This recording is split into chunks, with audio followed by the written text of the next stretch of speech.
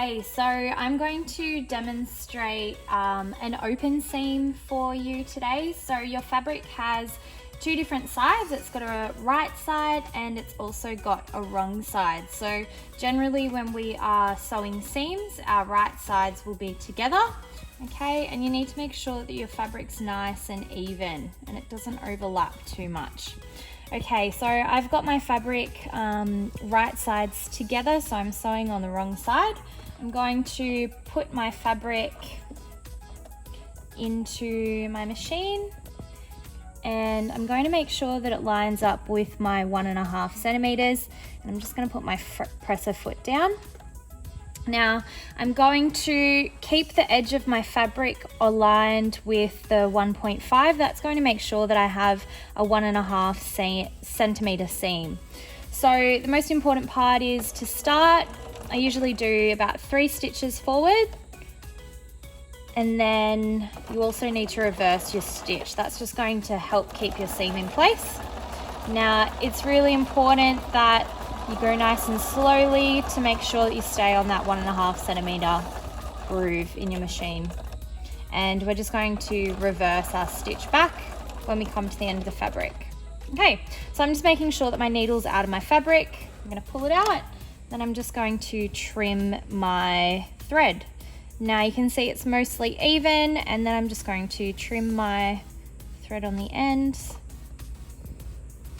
Okay, and you will notice that my seam is open, hence why we call it an open seam.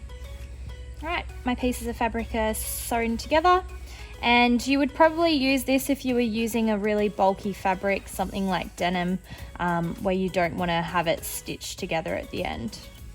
Alrighty, so I'm going to now zigzag my edges just so that they don't fray. We would do this with an overlocker usually, but we're only going to use a zigzag stitch. It's just going to stop that fraying on the edges. Now you just need to change your machine settings. So up the top you want to put it to a 3, and you also want to change your stitch length to a 3 as well. Okay, so once your machine settings are done, you just need to open up this seam and you want to fold underneath one side. So you're only stitching on one of your seam edges, okay? We don't want to stitch them together because it is an open seam.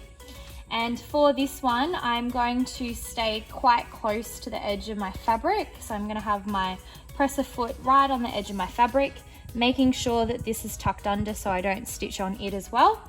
And again, I'm going to go backwards and forwards. And I'm just going to go all the way to the edge. I'm being really careful that I don't get the other side caught underneath.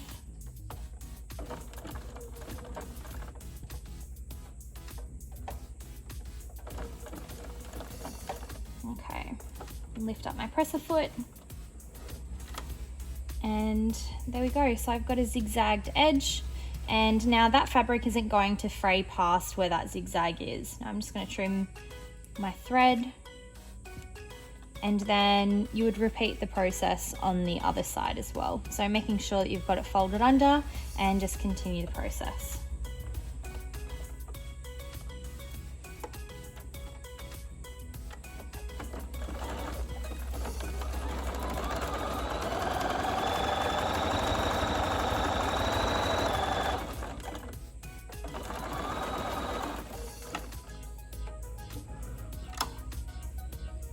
And that's done. Okay, so now you've got 2 seams, and we're not going to have any fraying on that any longer. Okay, and we're done.